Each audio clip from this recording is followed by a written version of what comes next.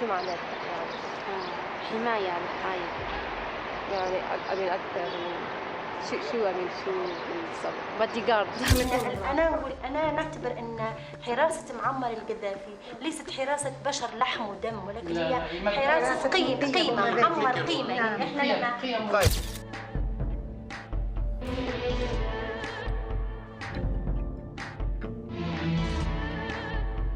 In the heart of Libya, under the enigmatic rule of Muammar Gaddafi, a unique and formidable force emerged, challenging traditional narratives and sparking global curiosity. The Amazonian Guard, an all-female elite cadre of bodyguards, stood as a testament to Gaddafi's complex and often contradictory leadership. Officially known as the Revolutionary Nuns, these women were handpicked to protect one of the most controversial leaders of the 20th century, embodying a blend of strength, loyalty, and mystique that transcended the Libyan borders. The formation of this elite group in the early 1980s was a move that intrigued and baffled observers around the world.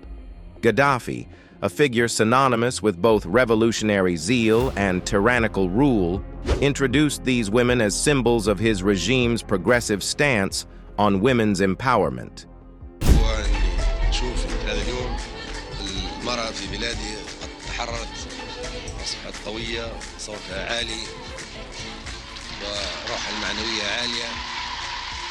Yet, beneath the surface, the Amazonian Guard represented more than just a protective detail. They were a critical element of Gaddafi's political theater, designed to project an image of modernization and defiance against traditional Arab norms. Dressed in military fatigues, with their unwavering gaze and formidable presence, the Amazonian Guard broke stereotypes, challenging the conventional roles assigned to women in the Islamic world. Their training was rigorous, encompassing advanced martial arts, firearms expertise, and a staunch oath of loyalty to Gaddafi. This commitment was not just physical but emotional and ideological, binding them to the fate of their leader and his revolutionary ideals. أصلاً عضو حركة الرجال الثورية مؤمن بفكر معمر القذافي أصلاً ومستعد إنه هو يموت من أجل معمر القذافي. The presence of these bodyguards sparked controversies and debates, not just within Islamic communities but across the globe. They stood at the intersection of militarist feminism and traditionalism, embodying the tensions between Islam, modernization, and the role of women in a society under the grip of an unyielding dictatorship. The Amazonian Guard's story is not just a tale of protection and loyalty. It is a narrative rich with layers of complexity, reflecting the paradoxes of the society they emerged from. Let us delve into their lives, uncovering the layers behind the Amazonian Guard's formation, their lives, the controversies they ignited, the indelible mark they left on the world stage, and what really happened to them. Their story is a fascinating exploration of power, identity, and the role of women in the theater of political spectacle. In the early 1980s, Libya witnessed the formation of an unprecedented force that would become the subject of global fascination and debate.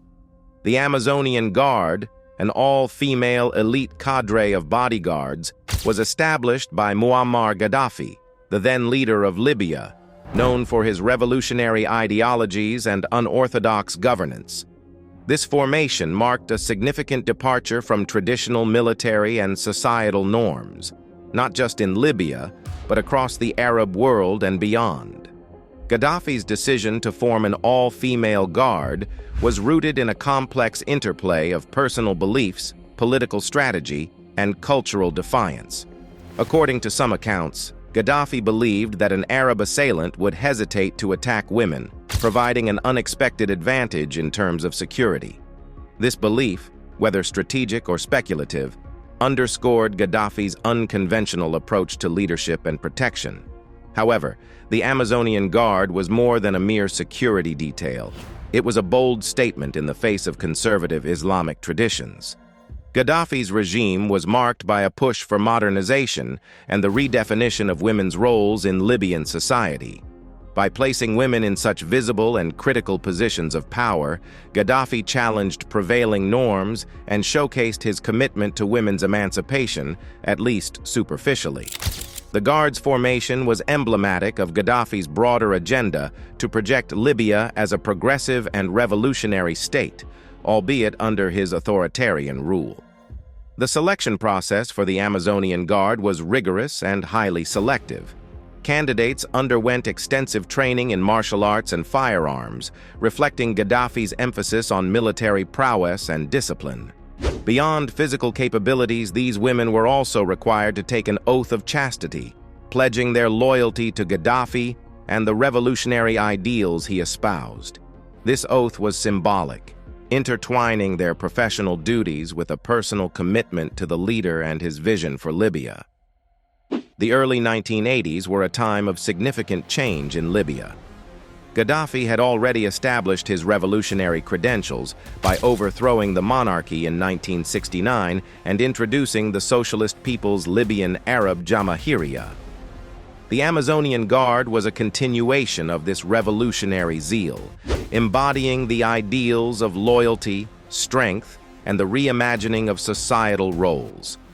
Their presence alongside Gaddafi at public events and international gatherings was a powerful visual, reinforcing his message of defiance and independence from traditional Arab and Western influences. The formation of the Amazonian Guard also reflected Gaddafi's flair for spectacle and his deep understanding of the power of imagery. These women, often dressed in military uniforms or sometimes in more ceremonial attire, became iconic figures, representing a blend of militaristic strength and feminine mystique. Their existence was a constant source of intrigue and speculation, serving Gaddafi's purpose of keeping both his allies and adversaries guessing. In establishing the Amazonian Guard, Gaddafi navigated the fine line between progressive reform and personal aggrandizement. While the Guard was ostensibly a symbol of women's empowerment, it was also a manifestation of Gaddafi's eccentricities and his desire to control and shape Libya's image on the world stage. The Amazonian Guard's formation was a pivotal moment in Libyan history, setting the stage for the complex interplay of gender, power, and politics that would define their legacy. The training and selection process for Gaddafi's Amazonian Guard was an intricate and demanding journey, designed to transform Libyan women into elite protectors of one of the most controversial figures of the 20th century. This process was not merely about physical strength or martial prowess. It was a comprehensive regimen that sought to instill unwavering loyalty, discipline, and a deep-seated commitment to the ideals espoused by Gaddafi and his revolutionary regime. The inception of a candidate's journey into the Amazonian Guard began with a rigorous screening process. Potential recruits were not only evaluated for their physical capabilities, but also for their psychological resilience and ideological alignment with Gaddafi's vision. This initial phase was crucial, as it ensured that only the most dedicated and capable women would proceed to the more demanding stages of their training. Once selected, these women embarked on an intensive training program at a specialized academy. This was no ordinary military training. It was a curriculum tailored to meet the unique requirements of guarding a high-profile leader like Gaddafi. The training encompassed a wide range of disciplines, from advanced firearms handling and martial arts to tactical defense strategies and close protection techniques. The emphasis was on versatility and excellence, ensuring that each guard was proficient in multiple forms of combat and defense. A significant aspect of their training was the psychological conditioning designed to forge an unbreakable bond between the guards and Gaddafi. This was achieved through a combination of ideological education and loyalty oaths, which were as much a part of their training as the physical drills. The guards were indoctrinated with the belief that their role was not just a job, but a sacred duty to protect the revolutionary leader and, by extension, the ideals of the Libyan revolution. The oath of chastity was another pivotal element of their commitment. This oath was symbolic, representing a total dedication to their role as protectors of Gaddafi. It was a testament to their unwavering focus and the subordination of personal desires to the demands of their duty. This requirement was steeped in the belief that personal entanglements could compromise their effectiveness and loyalty, a notion that underscored the gravity of their mission. The training of the Amazonian Guard was also characterized by its emphasis on mental toughness and emotional resilience. These women were prepared to face not just physical threats, but also the psychological challenges that come with their high-stakes role. They were trained to maintain composure under pressure, to make split-second decisions in life-threatening situations, and to operate with a level of precision and calm that set them apart from conventional security forces. Upon completing their rigorous training, the Amazonian Guard members were not just skilled bodyguards. They were embodiments of Gaddafi's vision of a modern, revolutionary Libya, where women played a pivotal role in its defense and representation. Their graduation from the training academy was a rite of passage that marked their transition into an elite group, entrusted with the safety of a leader who positioned himself as a champion of both women's rights and anti-imperialist struggle. The training and selection process of the Amazonian Guard was a complex blend of physical rigor, psychological conditioning, and ideological indoctrination. It produced a cadre of women who were not only formidable in their martial capabilities, but also deeply invested in the persona and survival of Muammar Gaddafi, making them a unique force in the annals of personal security and military history. The Amazonian Guard, beyond their primary function as personal protectors of Muammar Gaddafi, played a multifaceted role that extended into the realms of political symbolism, international diplomacy, and controversy. Their presence alongside Gaddafi at both national and international events was not just a statement of security, but also a deliberate political maneuver, designed to project an image of Libya that defied conventional norms and expectations. Internationally, the Amazonian Guard became one of the most visible and discussed symbols of Gaddafi's regime. Their appearances at global forums, state visits, and international summits were carefully choreographed to capture the world's attention. Dressed in their distinctive uniforms, they provided a stark contrast to the traditional male, dominated security details of other world leaders, challenging stereotypes and sparking debates on women's roles in military and security forces. One of the most notable incidents that highlighted the Amazonian Guard's international role occurred in 2006, during Gaddafi's visit to Nigeria. As Gaddafi arrived at Nnamdi Azikiwe International Airport in Abuja with his entourage, including the heavily armed Amazonian Guard, a diplomatic standoff ensued. Nigerian security officials, unaccustomed to such an armed foreign delegation, attempted to disarm Gaddafi's guards. The situation escalated quickly, with Gaddafi expressing his fury and even threatening to walk the 40-kilometer journey to the capital on foot. The standoff was only resolved after the intervention of Nigerian President Olusegun Obasanjo, showcasing the complexities and tensions that the Amazonian Guard could evoke on the international stage. The Amazonian Guard's role extended beyond mere protection. They were an integral part of Gaddafi's strategy to maintain his image as a revolutionary leader, unbound by the conventions of either the Arab world or the West. Their presence was a statement of defiance, an assertion of Gaddafi's independence from the norms that governed international diplomacy and security protocols. However, this defiance often led to controversy and criticism. The very existence of the Amazonian Guard challenged traditional perceptions of women's roles in Islamic societies, sparking debates and controversies both within Libya and across the Muslim world. Their prominence was seen by some as a progressive step towards women's empowerment, while others viewed it as a mere facade, a manipulation of the concept of women's rights for political gain and personal protection. The Amazonian Guard also faced scrutiny and criticism from the international community, not just for their unconventional role, but also for the implications of their loyalty to Gaddafi. Their unwavering commitment to the Libyan leader enforced through rigorous training and ideological indoctrination, raised questions about the extent of their autonomy and the nature of their service. Were they empowered protectors of a head of state?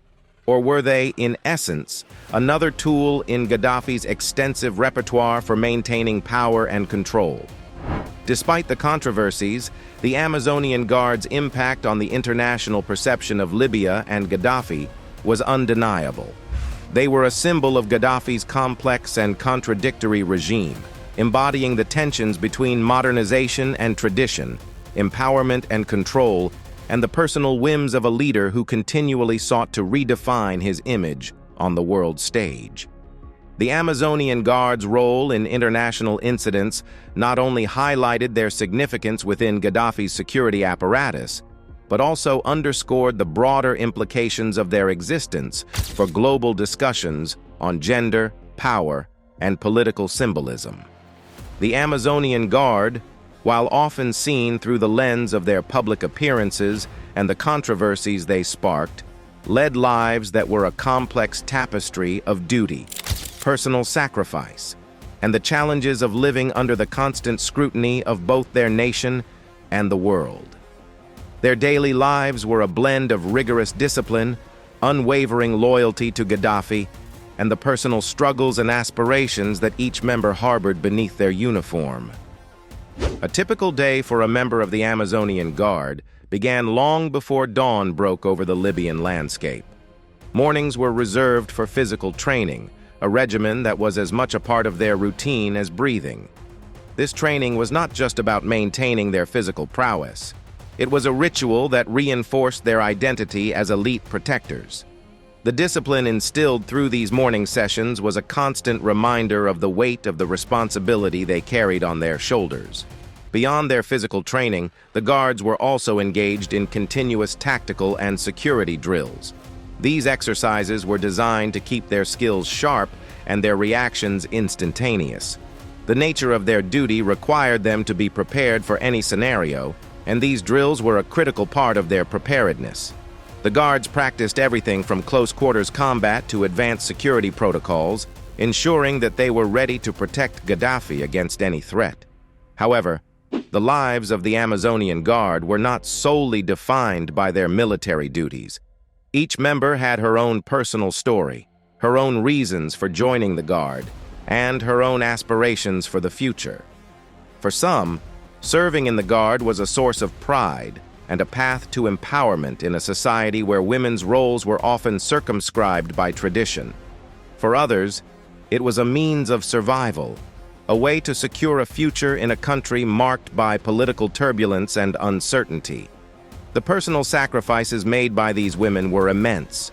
The oath of chastity they took was just one aspect of the many ways in which their service demanded a relinquishment of personal freedoms.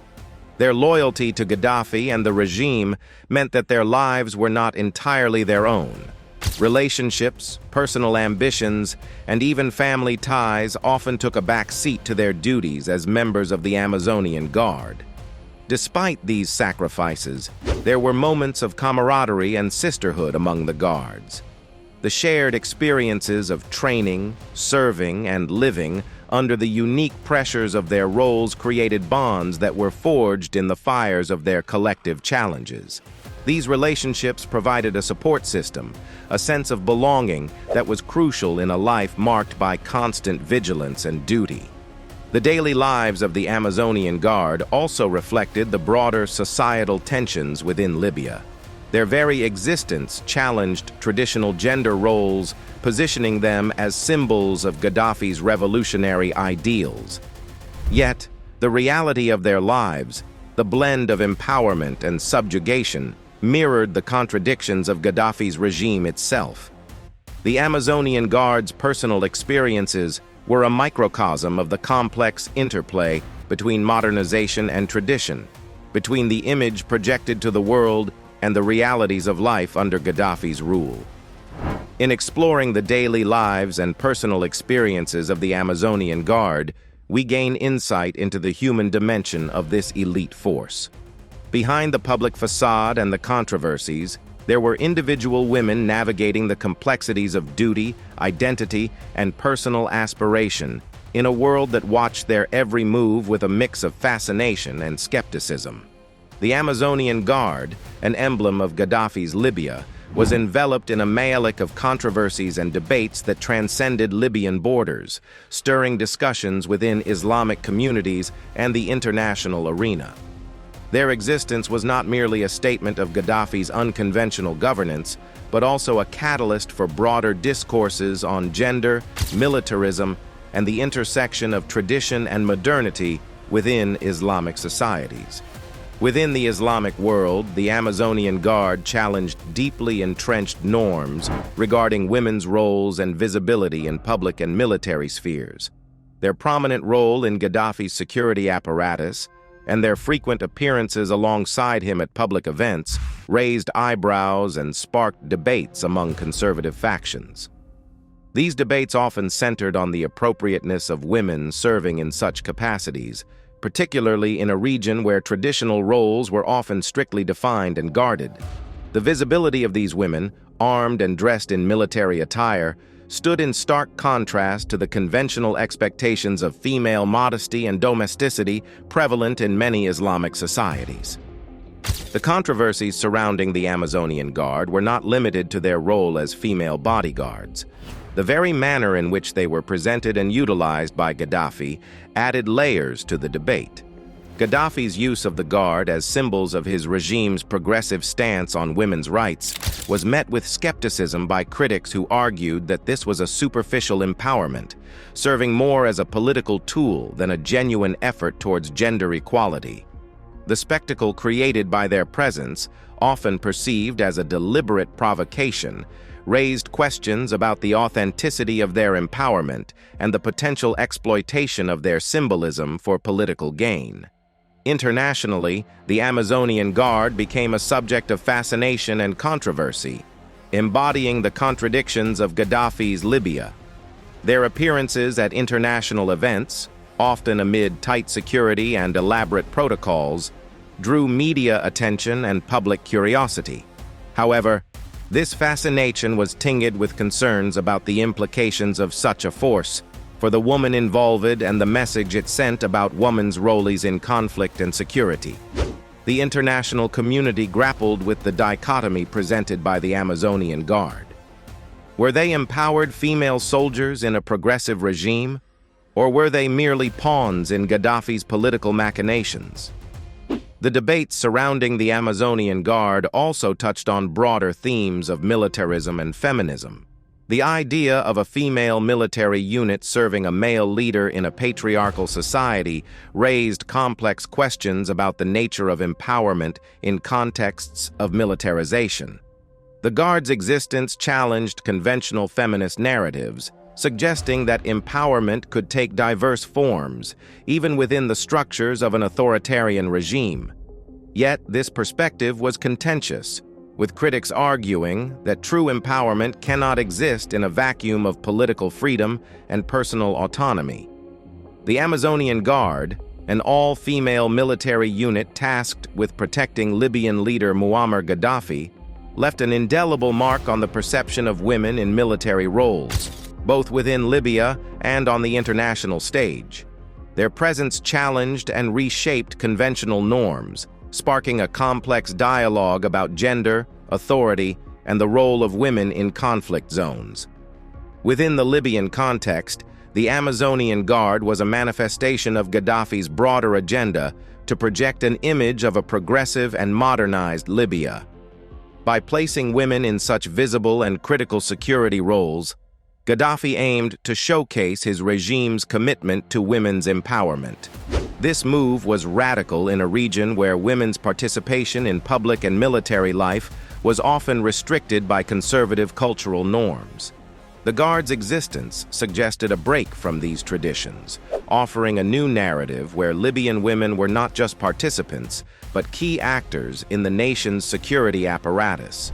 However, the empowerment narrative was met with skepticism by some who viewed the Amazonian Guard as a carefully curated symbol rather than a genuine step towards gender equality.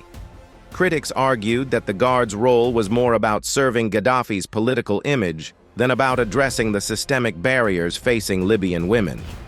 This perspective highlighted the complexities of assessing the Guards' impact, where the lines between empowerment and exploitation were blurred by the political motivations behind their formation.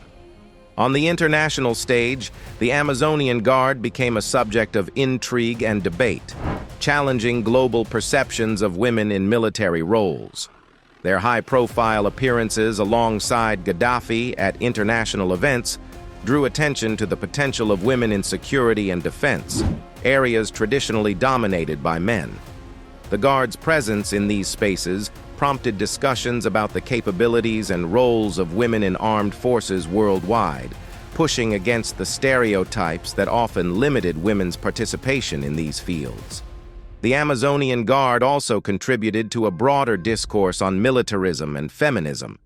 Their role raised questions about the intersection of gender and power in militarized societies, where women's participation in armed forces can be seen both as an expression of empowerment and a reflection of the militarization of society. This duality sparked debates about the nature of female empowerment in contexts where military service is tied to political agendas and authoritarian rule. Furthermore, the Amazonian Guard's impact extended to discussions about the visibility and representation of women in conflict zones. Their prominent role in Gaddafi's security detail challenged the often invisible status of women in conflicts, where their contributions and experiences are frequently marginalized. By bringing these issues to the forefront, the Amazonian Guard prompted a re-evaluation of how women's roles in conflict and security are perceived and valued. The legacy of the Amazonian Guard, Gaddafi's elite female bodyguards, is a complex tapestry woven from the threads of their unique existence, the fall of the Gaddafi regime, and the subsequent transformation of Libyan society. Their story did not conclude with the regime's downfall. Instead, it evolved into a narrative of resilience, adaptation, and the enduring impact of their unprecedented role in history. In the aftermath of the Libyan civil war and Gaddafi's demise, the fate of the Amazonian Guard became a subject of speculation and concern. The abrupt end of the regime left many of its members in a precarious position, navigating a nation in turmoil and a society grappling with the remnants of Gaddafi's legacy. For some, the transition meant a return to civilian life, a challenging reintegration into a society that was simultaneously familiar and irrevocably changed. The skills, experiences, and loyalties that defined their identities as members of the Guard were now relics of a bygone era, leaving them to confront the daunting task of forging new lives in a new Libya. The legacy of the Amazonian Guard, however, extends beyond the personal stories of its members. It raises profound questions about the role of women in conflict and post-conflict societies. The visibility and prominence of the Guard during Gaddafi's reign challenged traditional gender norms and demonstrated the potential for women to assume roles of significant authority and responsibility.